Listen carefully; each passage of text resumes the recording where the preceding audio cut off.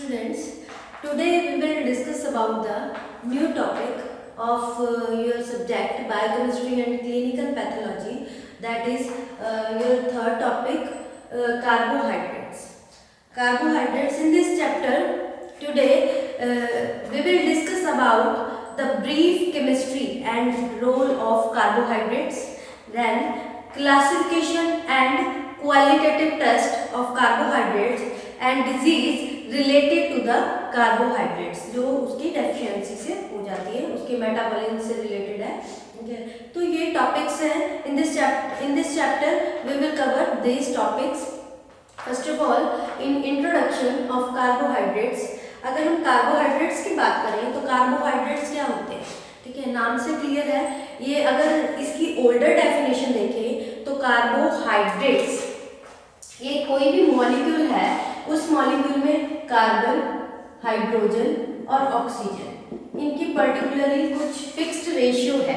उस रेशियो के अकॉर्डिंग, जैसे 1:2:1, एक कार्बन का एटम होगा, 2 हाइड्रोजन के और 1 ऑक्सीजन के, अकॉर्डिंग टू ओल्डर कंसेप्ट. अगर हम ओल्ड कंसेप्ट की बात करते हैं, ठीक है, फॉर एग्जाम्पल ले इसके, तो जैसे ग्लूकोज हो गया, ठीक है, फॉर्मल्डिहाइड हो गया. ग्लूकोज का फॉर्मूला है C6H12O6, ठीक है. फॉर्मल्डिहाइड है HCHO, ठीक है.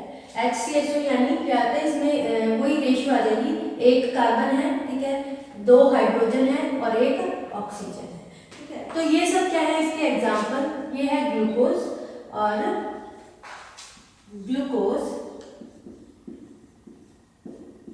and this one is formaldehyde.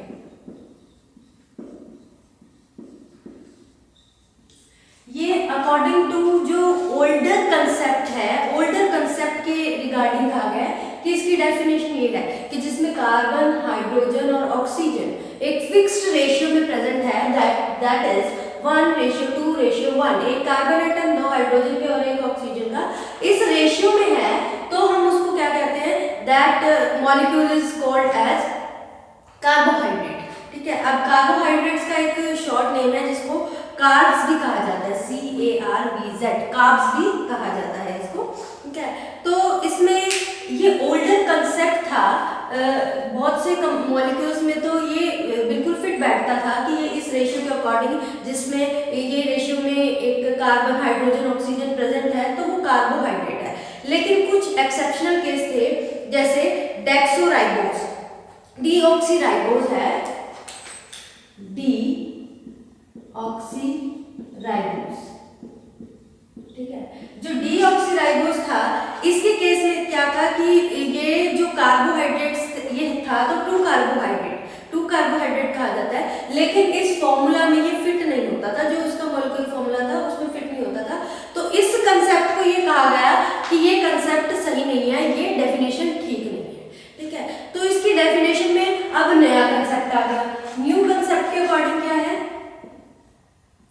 New concept के अकॉर्डिंग कार्बोहाइड्रेट्स क्या है, अकॉर्डिंग टू न्यू कंसेप्ट ये क्या है, कार्बोहाइड्रेट्स, इसको पॉलीहाइड्रोक्सी अल्डिहाइड और पॉलीहाइड्रोक्सी कीटोन कहा गया है. पॉलीहाइड्रोक्सी अल्डिहाइड और कीटोन.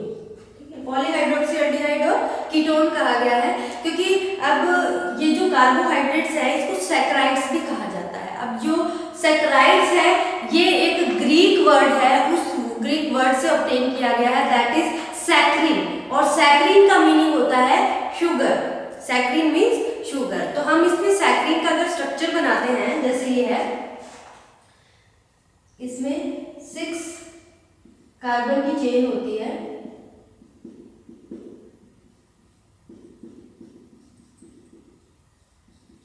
ठीक है, इस तरह से चेन होती है. उसके बाद ऊपर क्या है, पॉलीहाइड्रोक्सी अल्डिहाइड, अल्डिहाइड ग्रुप लगा दिया हमने यहाँ पे. ठीक है. फिर उसके बाद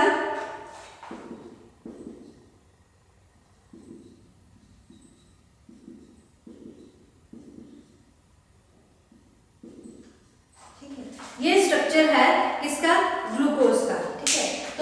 शुगर मॉलिक्यूल का एक स्ट्रक्चर बनाया है, इससे इसमें क्या है, अब according to definition polyhydroxy aldehyde, अगर पॉलीहाइड्रोक्सी, सबसे पहले हम बात करें पॉलीहाइड्रोक्सी, हाइड्रोक्सी मींस इसमें क्या है, हाइड्रोक्सिल ग्रुप लगा है, ये देखिए hydroxyl group, hydroxyl group, hydroxyl group, तो इतने ये जो हाइड्रोक्सिल ग्रुप लगा हुआ है, ठीक है, ये हाइड्रोक्सिल ग्रुप लगे हैं, ठीक है, तो इसको क्या करेंगे, एक में बहुत सारे, इसलिए इसको हाइड्रोक्सिल पॉलीहाइड्रोक्सी कहा गया है, ठीक है, इनके कारण पॉली हाइड्रोक्सी, ठीक है। एल्डिहाइड, इसमें एल्डिहाइड एक ग्रुप प्रेजेंट है, ठीक है, एल्डिहाइड भी हो सकता है, कई बार क्या होता है एल्डिहाइड की जगह कीटोन ग्रुप प्रेजेंट होता है, ठीक है, कीटोन ग्रुप प्रेजेंट है तो इट मींस क्या है कि ये क्या है, ये कार्बोहाइड्रेट्स है, ठीक है। तो जो हमारी न्यू कंसेप्ट है, न्यू कंसेप्ट के अकॉर्डिंग इन्होंने क्या कहा, इन्होंने कहा कि ये क्या है, पॉलीहाइड्रोक्सी एल्डिहाइड और कीटोन, यानी कोई ऐसा मॉलिक्यूल जिसमें बहुत सारे हाइड्रोक्सिल ग्रुप हो, ठीक है, और एल्डिहाइड या कीटोन में से एक ग्रुप प्रेजेंट हो, वो क्या है, कार्बोहाइड्रेट कहते हैं उसको, ठीक है। अब इसमें कुछ हम बात करें इसमें एग्जांपल में, जैसे ग्लूकोज हो गया, फ्रक्टोज हो गया, जैसे ये एग्जांपल है डी ग्लूकोज का, ठीक है, डी ग्लूकोज, ठीक है। अगर हम इसकी जगह कीटोन ग्रुप लगा दें, इसकी जगह हम क्या करते हैं,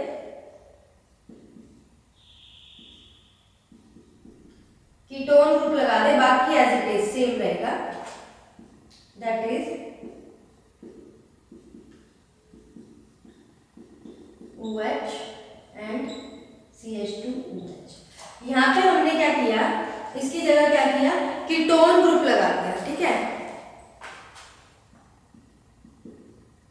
कीटोन ग्रुप लगा दिया, तो ये क्या है, अब बाकी सारा स्ट्रक्चर सेम है, लेकिन यहाँ पे एल्डिहाइड की जगह कीटोनिक स्ट्रक्चर लग गया, कीटोन स्ट्रक्चर लगने से ये क्या बन गया, ये डी ग्लूकोज की जगह फ्रक्टोज बन गया, फ्रक्टोज, ठीक है। तो इसी तरह से ग्रुप चेंज होने से तो जो मॉलिक्यूल का नाम है वो भी चेंज हो जाता है, ठीक है। बस इसमें यही है कि सेकंड पोजीशन पे यहाँ पे क्या लग गया, कीटोन लग गया, वहां पे एल्डिहाइड प्रेजेंट था। ये हमारी न्यू डेफिनेशन के अकॉर्डिंग हो गया कि हमने ओल्डर डेफिनेशन के अकॉर्डिंग हमने क्या पढ़ा कि इसके लिए पर्टिकुलर फॉर्मूला है, इस फॉर्मूला के अकॉर्डिंग कार्बन, हाइड्रोजन और ऑक्सीजन, ठीक है, इस पे बेस्ड हम कह सकते हैं कि ये क्या होता है, कार्बोहाइड्रेट होता है। लेकिन ये कुछ एक्सेप्शनल केस थे, जैसे डीऑक्सीराइबोज हो गया, डीऑक्सीराइबोज भी ट्रू कार्बोहाइड्रेट है, पर ये इस फॉर्मूले में फिट नहीं हो रहा है। इसमें सारे मॉलिक्यूल्स ऐसे नहीं है कि जो कार्बन के भी एक कार्बन का एटम हो, दो हाइड्रोजन के, और ये फॉर्मूले में फिट नहीं हो रहा, इसलिए न्यू कंसेप्ट के अकॉर्डिंग डेफिनेशन क्या है, कार्बोहाइड्रेट्स आर पॉलीहाइड्रोक्सी एल्डिहाइड और कीटोन, ये हमारी न्यू डेफिनेशन हो गई। उसके बाद बात करें, ठीक है, कि इसकी प्रॉपर्टीज की कुछ प्रॉपर्टीज अगर हम देखें,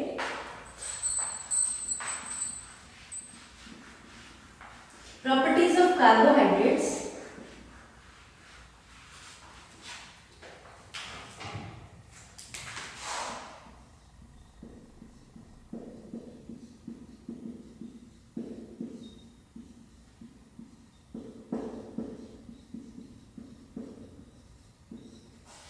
कार्बोहाइड्रेट्स की प्रॉपर्टी के बारे में बात करें तो कार्बोहाइड्रेट्स मैंने आपको स्टार्टिंग में बताया कि ये एक तरह का सैकराइड्स होते हैं, इसको सैकराइड्स भी कहते हैं, कार्ब्स भी इसका नाम कहा जाता है, CERBZ, ठीक है। तो ये सैकराइड्स होते हैं जो कि ग्रीक वर्ड सैक्रिन से ऑब्टेन हुआ है, और सैक्रिन का मीन्स होता है शुगर मॉलिक्यूल, ठीक है।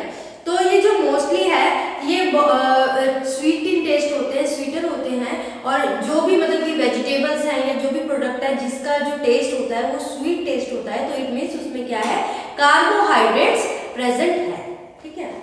उसके बाद बात करें, कार्बोहाइड्रेट्स होते हैं वो वाइडली डिस्ट्रीब्यूट होते हैं प्लांट्स और एनिमल्स में, ठीक है। प्लांट्स में ये कैसे बनते हैं, through the process of photosynthesis, जो फोटोसिंथेसिस प्रोसेस होती है उसके थ्रू ये बनते हैं कार्बोहाइड्रेट, ठीक है। तो जो फोटोसिंथेसिस प्रोसेस है, ठीक है, उससे क्या होता है, ये स्टोर होते हैं in the form of glucose की फॉर्म में, सुक्रोज की फॉर्म में, स्टार्च की फॉर्म में, इस फॉर्म में ये इसकी स्टोरेज होती है। फॉर एग्जाम्पल जैसे in plants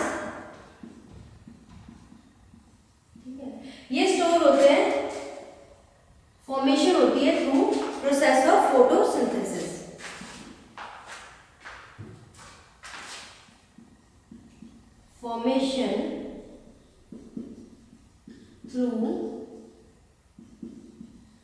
process of photosynthesis। Photosynthesis हो गई, उसके बाद क्या होगा, ये किस फॉर्म में स्टोर होंगे, store in form of glucose, fructose, starch, mannose, ठीक है, इसकी फॉर्म में ये स्टोर हो गए। अब इसका क्या होगा, ब्रेकडाउन होगा through respiration process, breakdown through respiration, ठीक है। अब इसका ब्रेकडाउन हो गया रेस्पिरेशन के, तो जो स्टोर एनर्जी है, जहां पे जो एनर्जी जो स्टोर कर रखी है, उससे क्या होता है, मेटाबॉलिक रिएक्शन कंप्लीट हो जाएगी। स्टोर एनर्जी, जिस वे में इसने एनर्जी को स्टोर कर रखा है, क्योंकि कार्बोहाइड्रेट का मेन काम क्या होता है, एनर्जी को स्टोर करना।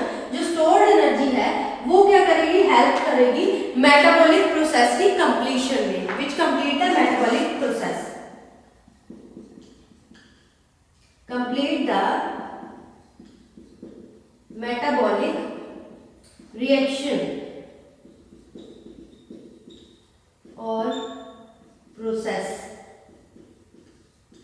ठीक है, इसको कंप्लीट कर देंगे। तो ये बता रखे अभी किस तरह से प्लांट में कैसे स्टोर होता है, ठीक है, किसकी फॉर्म में होता है, फोटोसिंथेसिस की फॉर्म में होता है, ये इस प्रोसेस से ये बनता है। फिर उसके बाद ये स्टोर होता है ग्लूकोज, फ्रक्टोज, स्टार्च की फॉर्म में स्टोर हो जाता है, ठीक है। उसके बाद क्या आता है, इसका ब्रेकडाउन हो जाता है थ्रू द रेस्पिरेशन प्रोसेस से, जिससे ब्रेकडाउन होने से क्या होता है, जो एनर्जी जो उसकी स्टोर्ड है ना, वो किसमें यूज करता है, एज ए मेटाबॉलिक प्रोसेस है, उसको कंप्लीट करने में ये हेल्पफुल होता है, ठीक है। ये तो है प्लांट्स की बात। अगर हम बात करें एनिमल्स की बात, तो इसमें एनिमल्स में भी ये प्रेजेंट होता है, इन ग्लाइकोजन की फॉर्म में प्रेजेंट होता है, ठीक है। और ये मोस्टली जो स्टोरेज होती है इसकी लिवर और मसल्स में इसकी स्टोरेज होती है, ठीक है। और ये रूट्स और ट्यूबर्स, प्लांट्स में रूट्स, ट्यूबर्स और बहुत सारी ऐसी जो मटेरियल होते हैं जो कि एडिबल होते हैं और स्वीटर इन टेस्ट होते हैं, तो उनमें भी कार्बोहाइड्रेट्स प्रेजेंट होते हैं, ठीक है। ये तो हो गया हमारा कार्बोहाइड्रेट्स की जो जनरल प्रॉपर्टीज है वो। उसके बाद हम इसके रोल के बारे में डिस्कस करते हैं कि कार्बोहाइड्रेट्स के क्या रोल होते हैं, role of carbohydrates.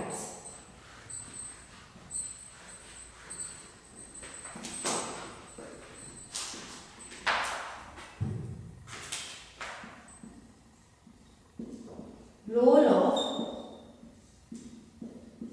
Carbohydrates,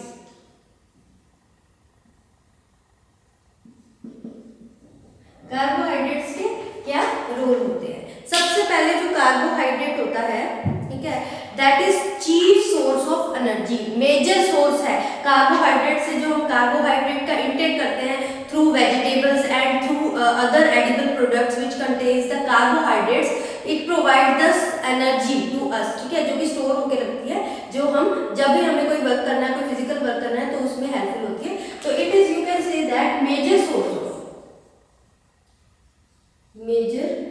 source of energy, ठीक है, सबसे पहला रोल हो गया इसका। उसके बाद ये क्या है, मेन कॉन्स्टिट्यूएंट है, it is a form of constituent. किन कंपाउंड्स के लिए, लिपिड्स के लिए और प्रोटीन्स के लिए इनको मेन कॉन्स्टिट्यूएंट बोला गया है कि कार्बोहाइड्रेट्स के थ्रू लिपिड्स और प्रोटीन भी बनते हैं। कॉन्स्टिट्यूएंट है, it is main constituents of compound, कौन कौन से कंपाउंड का, लाइक लिपिड एंड प्रोटीन्स, ठीक है। ये हमारा हो गया सेकेंड रोल कार्बोहाइड्रेट्स का। उसके बाद नेक्स्ट है कि कुछ कार्बोहाइड्रेट डेरिवेटिव्स किस में हेल्प करते हैं, कुछ मेडिसिन को मैन्युफैक्चर करने में हेल्प करते हैं, ठीक है, used in drugs like cardiac glycosides में, और कुछ एंटीबायोटिक्स एंटीबायोटिक्स की प्रिपरेशन में। तो इसको हम कह सकते हैं सर्टेन कार्बोहाइड्रेट्स, जो कार्बोहाइड्रेट्स डेरिवेटिव्स होते हैं,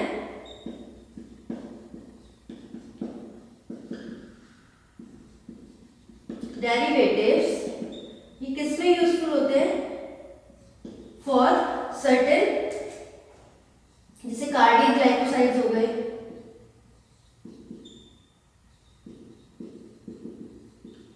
ठीक है, एंटीबायोटिक्स हो गए,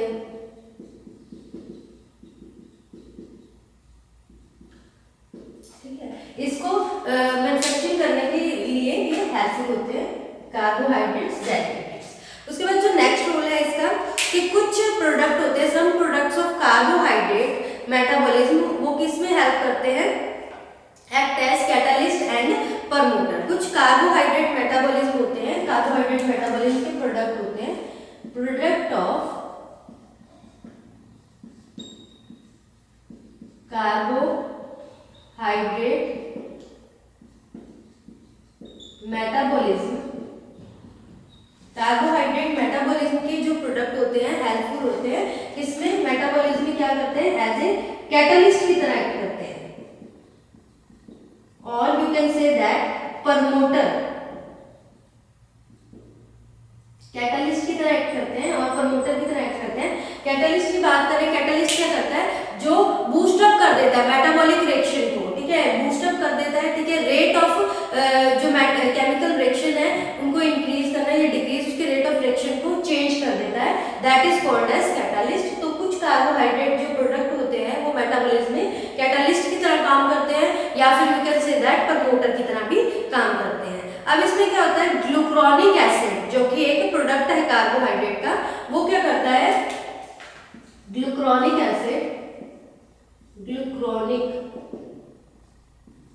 एसिड ये कार्बोहाइड्रेट का प्रोडक्ट है जो किसमें हेल्पफुल होता है? It is helpful in inactivating the toxic substance, toxic substance को इनएक्टिवेट कर देता है।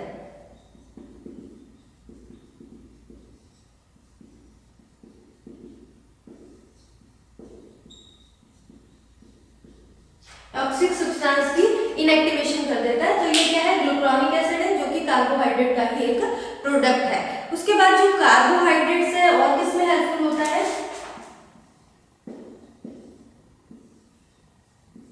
इसका जो कार्बोहाइड्रेट का रॉ मटेरियल है प्रोवाइड, कार्बोहाइड्रेट का एक तरह से रॉ मटेरियल की तरह भी एक्ट करता है कुछ इंडस्ट्रियल पर्पस के लिए, जैसे कुछ टेक्सटाइल इंडस्ट्री में, ठीक है, सिल्क मैन्युफैक्चरिंग में, ठीक है, पेपर मैन्युफैक्चरिंग में, इस तरह से कुछ इंडस्ट्रियल पर्पस के लिए, ठीक है। तो हम कह सकते हैं कि इंडस्ट्रियल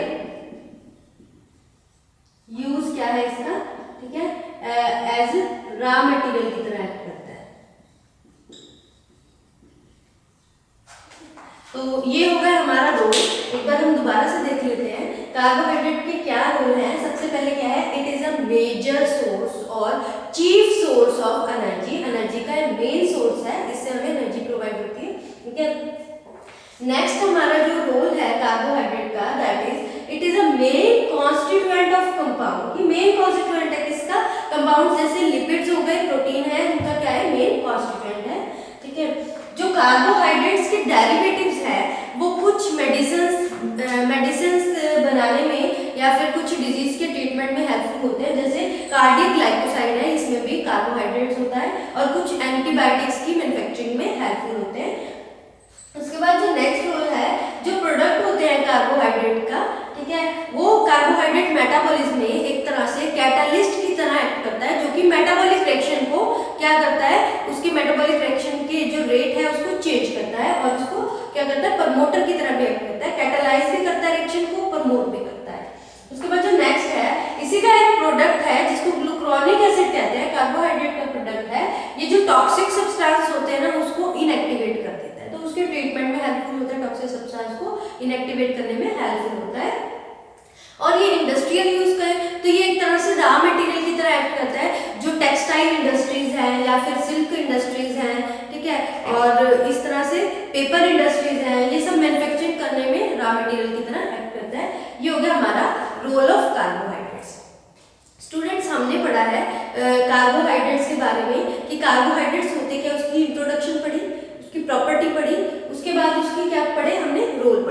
नेक्स्ट जो हमारा आ जाता है that is classification of carbohydrates.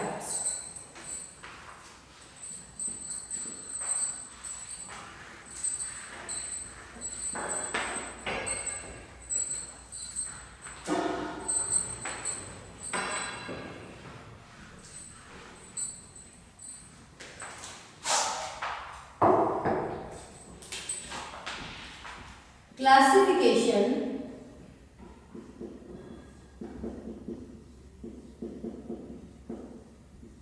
of carbohydrates।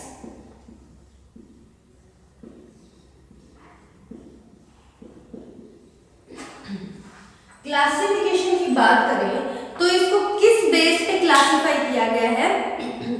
Carbohydrates में मोस्टली क्या होते हैं, शुगर मॉलिक्यूल होता है, ठीक है। तो शुगर मॉलिक्यूल के बेस्ड के ऊपर कितने कितने शुगर मॉलिक्यूल्स प्रेजेंट है, ठीक है, उसके ऊपर बेस्ड इसकी क्लासिफिकेशन की गई है। तो classification based on the sugar molecules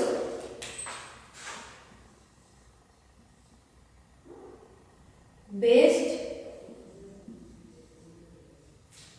on sugar molecules present,